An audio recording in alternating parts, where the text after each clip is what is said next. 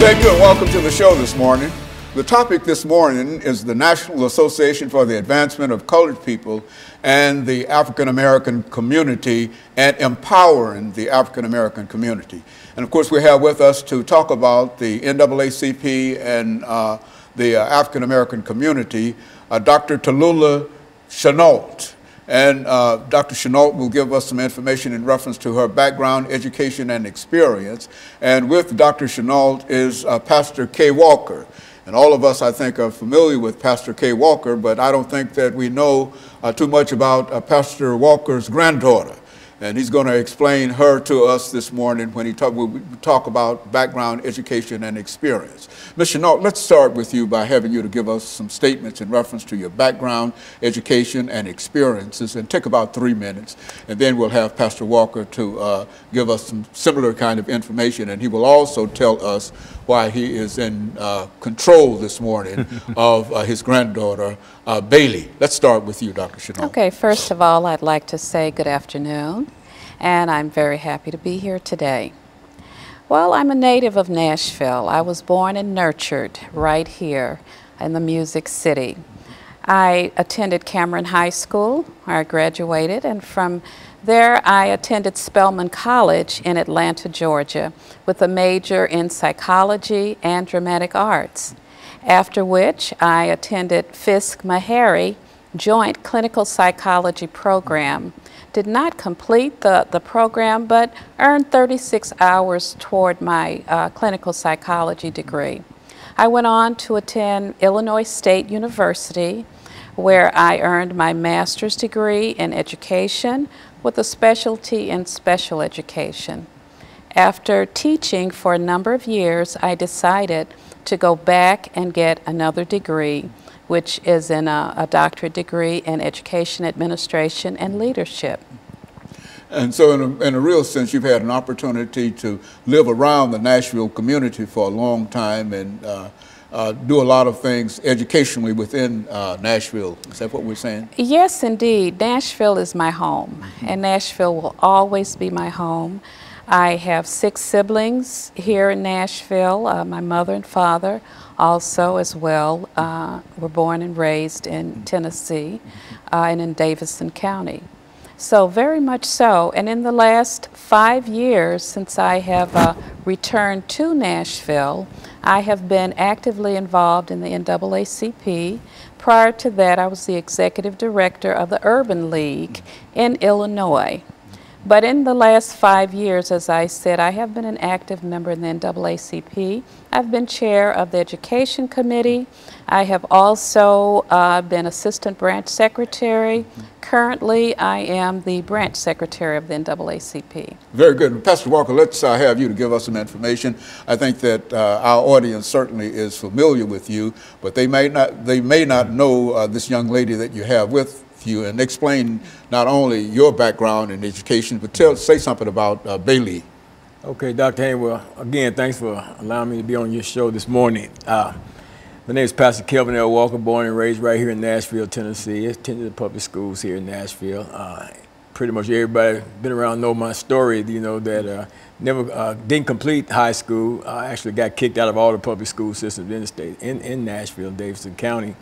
But went in the Navy at a young age 17. I went into the military, went into the Navy, and when I got out of the Navy, after serving a short period of time there, then served out the full term of my enlistment there. I was kind of one of those characters back during those times, and got out of the Navy, went through OIC, Opportunities Industrialization Center, and got a GED through there. From there, I went to Tennessee State for a while. All the time I was addicted to drugs, all during that period of time in the Navy, and all through my time at Tennessee State University. I wanted to be a fashion designer, and that didn't pan out either because of my drug addiction. But I come here today, and I got my little granddaughter. This is my granddaughter, Bailey. Bailey's story is unique in and of itself. On March the 24th, 2015, her mother was murdered. My daughter was murdered here in a domestic situation, and we've been taking care of her. My wife and I have been taking care of her, raising her and her brother. She's 3 years old, her brother's 4.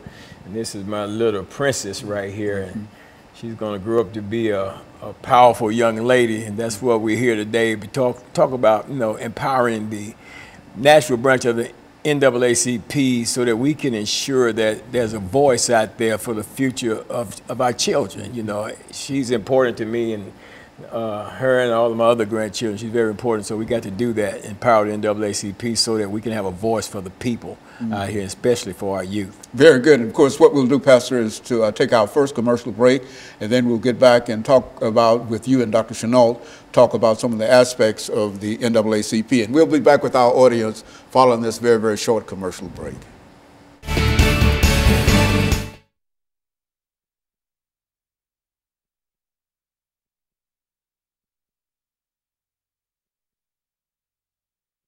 Segment, and this is 8-minute segment, and so whatever you want to talk about, this is you know, I'll introduce the show again, and then we'll and this 8 minutes you'll have about 4 minutes, and we'll try to put Pastor, give him 4 minutes, and just start off and take about 3 minutes, and then we'll give him 3 minutes and come back and let him close us out. Clock.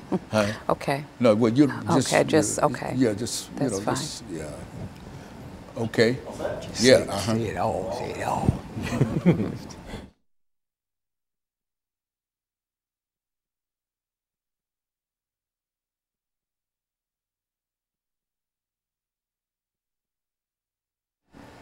Thank you and welcome back to the second segment of the show for today. We're talking to Dr. Tallulah PShinault and Pastor KWalker and his granddaughter, Bailey. And we're talking about empowering the NAACP. And Dr. PShinault, let's see if we can pick up during this second segment to give you an opportunity to say something about the National Association for the Advancement of Colored People that you would like for our audience to know this morning.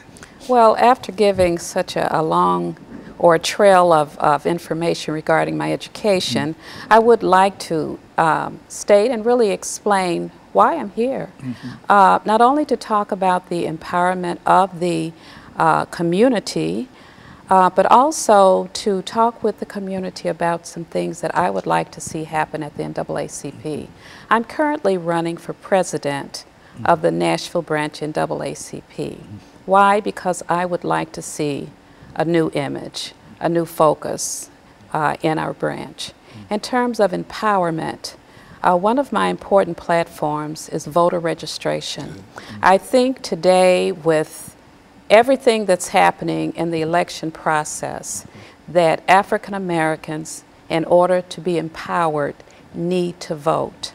We have always needed to vote, but it is incumbent upon us today to get the vote out. As president of the Nashville branch NAACP, I plan to have a voter registration program every year and all during the year, because I think that's really important. As well, I have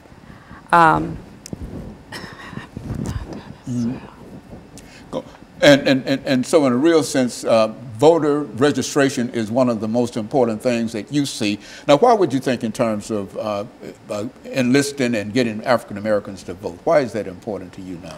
Well, I think it's very important because everything is political. Everything is political, from education to economic development is important, to the quality of health care, to affordable housing. If we are not voting, if we are not at the table, then, as I said, we're on the table. And I believe that voting gives the community power. It empowers us. And it's important that we take a stand, not only verbally, that we also take a stand through the vote. Pastor, looking at some of the things that you believe, and I know you've been involved with the NAACP for a long time, and some of the things that you believe that we ought to do at this particular point in our history dealing with the National Association for the Advancement of Colored People, or any other organization that might be helpful to what we're trying to achieve. Well, Dr. Haney, I think that when it comes to the NAACP Nashville branch number 5606 here, the most important thing I think that we need to do for the NAACP is to give the NAACP the power that the NAACP is supposed to have in terms of giving the NAACP a voice. You know, just like our vote is our voice, you know, the NAACP, for some reason, has lost its voice here in Nashville, Tennessee. I don't know if it's lost it or if it has been intentionally silenced, you know, by maybe the powers that be, because as we know that the NAACP as a whole nationally is the oldest civil rights organization in existence in the United States of America, and it's one of the most powerful, or the most powerful one in here. But for some reason here in this Nashville branch, it doesn't have the power. It's like the teeth has been pulled. And when I first initially got involved with the NAACP a few years ago, I got involved because of what I didn't see the NAACP doing. And rather than sitting back and complaining about it like I hear so many others, I decided to get actively involved in the NAACP to try to, you know, make some things happen. You know, of course I got in there and I saw, you know, a lot of things that I didn't like, and a lot of shenanigans and stuff that was going on and stuff, and I really put a kind of bad taste in my mouth, and I kind of backed off of it for a minute because of some of the things I've seen that took place in the last election a couple of years ago with our current administration, Louis Wallace being the president, current president now. And I kind of backed off, you know, but I still believe that the NAACP can be empowered if you got the right people in there that's not afraid to step up and stand out and challenge these different issues. It's so much happening in our community and our society, you know. People are being pushed out of their neighborhood and their community, pushed way out to the outskirts of town, somewhere like the old folks used to say, somewhere out in Plum Nelly somewhere, you know, and there's nobody saying anything, you know, and it's like the community, our community, the black community is like, man, we don't have a voice. Who's gonna speak for us? Who's gonna represent us? So my thing is, let's empower the NAACP, and I think that Dr. PShinault here would make the perfect president of the NAACP's Nashville branch because of the tenacity that I've seen in her, you know, since she's come on board and become a part of the Nashville branch of NAACP. I know her from years ago. I actually went to school with her brother, younger brother and stuff, and we were really good friends throughout the years and stuff like that. And I didn't know at the time that she was as tenacious as she is, but from being in some of the meetings at the executive committee meetings and stuff, and seeing her, you know, push the issues and the things like that, you know, I said, well, you know, when I found out she was running for president, I said, yeah, I'm on board. You know, I really wanted to see that happen. And of course, I'm seeking a position as third vice president of the NAACP because, you know, like I say, somebody got to say something, somebody's got to do something, and apparently what we have there, we got some good people there, but it's everything rises and falls on leadership. And if leadership is weak, if leadership is ineffective, if leadership is disregarding the fact that it is leadership, then leadership needs to be changed. And I think it's time for a change in the leadership of the NAACP so that the NAACP can be empowered and be the NAACP that it's supposed to be, and stop playing these games. Very good. And Dr. PShinault, we've got about a minute and a half before the end of this segment. And so you think that you have what is necessary in order to bring this organization together. Say something about that. Yes, sir. I believe that I have what is necessary to be a leader, a strong leader in the Nashville branch NAACP. I have worked tirelessly for the last 5 years. I have assumed a number of positions in the NAACP.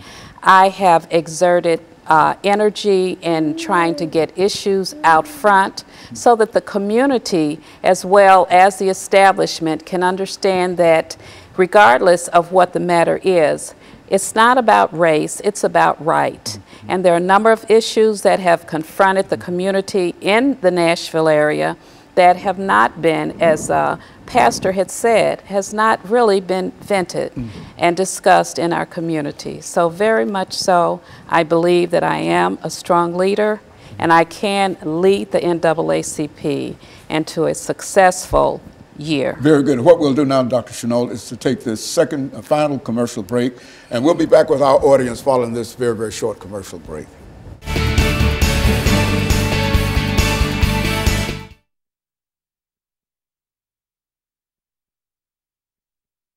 When it comes out, nobody will ever be able to tell that you're rattled. Don't look rattled to me. I can't help it.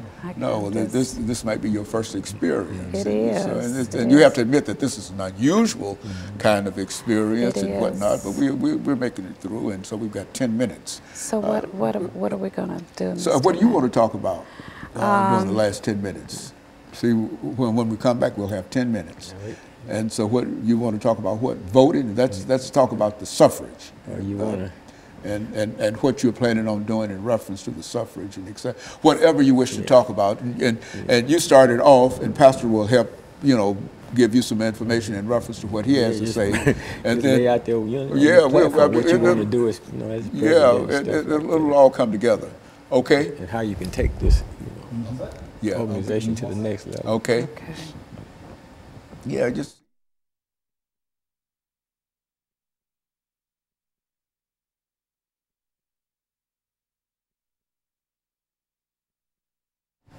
Thank you and welcome back to the final segment of the show for today. We're talking to Dr. PShinault from the National Association for the Advancement of Colored People, and Pastor KWalker, who's also a member of the National Association, and his granddaughter who's with us, and this, I think, is her first television experience, and she'll learn. And I think that what we're trying to do today is to not only empower the community, Dr. PShinault, but to talk about some of the ways, that is the suffrage, how that might be, we might be able to do that. So let's use the last few minutes to talk about voting in the suffrage. Okay. Voting, as we know, is extremely important in our community. Our visibility, our empowerment, all depends on whether or not we register, get our documents in order, and vote. Voting in Nashville, Tennessee, regardless of whether it is the school board, whether it's Congress, our senators, and our representatives, is extremely important. A number of policies have been passed in our council meetings, in our Senate, that are not beneficial per se to the African American or black community or the community of those who are impoverished. And the only way in which African Americans and other minority groups are going to truly receive social justice is that we vote, that we make an appearance at our council meetings, that we vote, especially in this presidential election. Now, as a branch secretary of the NAACP, we are bipartisan, okay? We cannot actually go on camera or say who our community should vote for. But what I'm asking our community to do is look at the issues, think about the issues, not what people are saying now, but what they've said a month ago, what they've done a year ago, 2 years ago, and vote for your best interest. That is what we are going to push at the NAACP, and it will be a year-around project and program to make sure that we get out and we vote. You know, Pastor, I think we've said on many occasions on this particular show that in Nashville, I think somebody said at one time that only 6 or 7% of the population actually got out and voted during any election. And so if you can organize people in such a way that you can get 20–25% of the community to participate in the suffrage, you can almost carry every election from that perspective if only such a small number of people actually vote. What do you think about that? That's very true. I mean, you know, our voice, again, Dr. Haney, is in our vote. You know, we got to be able to get out there. If you bring people together, and see, politicians, they go where people are voting. You know, they service areas. They look at areas where, you know, where they're getting large percentage of the vote. If they look at a zip code and they're getting a small percentage of the vote, then, you know, they're not going to focus their attention on that particular area right there, because they're saying, well, the people out there, they're not concerned about themselves. But on the other hand, if organizations like the NAACP will put together a consistent year-round voting and registration drive, you know, not just waiting until an election come up and then, you know, 2 months before the election, here you're out there registering people to vote, but make it an ongoing, consistent thing, keeping it always in the forefront of the people. Then the people will begin to see the value in voting, you know, and that's what we have to do. We have to keep it in front of them. Another thing, that, in addition to all of that, the NAACP, you know, we have to be visible. We have to be vocal. and we have to be valuable. And we got to show up that we have value in this community. You know, I've got a granddaughter right here, you know, that, you know, she's got a future, you know, and I'm the one that's got to be looking forward toward her future and making sure that if she has a legitimate grief or gripe concerning something, that injustice that takes place in our society towards her, that she got an organization that she can go to. And that's what the NAACP has had a long-standing reputation as an organization that our people could go to if they were having issues. And let me be clear about this. The NAACP is not just an organization just for African Americans or black people. You know, it's the National Association for the Advancement of Colored People, for people of color. Everybody is a color. You know what I'm saying? Everybody, I don't care what race you are, you're a color. You know, so it's for everybody, and everybody can benefit from the work of the NAACP. But the thing we got to get to right now with this local branch of the NAACP is putting some power in it. Because right now, you know, you hear people say, well, you got to bark and no bite. This branch don't even have a bark. You know what I'm saying? So, and so in a real sense, just to sort of make people aware of the history of the National Association for the Advancement of Colored People, I think that we've had an opportunity to talk to many members from that organization, and you've been responsible in a real sense for bringing a large number of people to us dealing with the National Association. As a matter of fact, Dr. PShinault here is here primarily because of your influence with the organization. And so with Dr. PShinault's leadership and the commitment on the part of others, and I think as she indicated that you want to make registration a year-round activity, not to register only 2 or 3 months before the time of election. And if you can get that as an ingrained idea among people who ought to vote, then I think we'll be all right. Yeah, and you know what? I don't want to just lock in steadily just on the vote thing, because there's so many other things, issues that's plaguing our society and stuff. I mean, with the police brutality and all kinds of things, discrimination in housing, all these different things. There's so many different committees within the branch of NAACP that need to be empowered with people that have the concern about what's going on in our community. So I'm saying to people, if you got a concern about what's going on in our community, and you've met and you've met and you've met, and you got all these great ideas and these strategies, but yet you don't have a power source to put them into and to make it happen, then we're encouraging you to come and be a part of NAACP, because the membership part of the NAACP has a power base within itself, because when that executive committee presents an issue, it has to be ratified, am I correct, by the membership. Yes. So we need members, people to join and get behind this thing. And I believe that Dr. PShinault will make the right leader to lead the NAACP's Nashville branch into this next level of growth and development,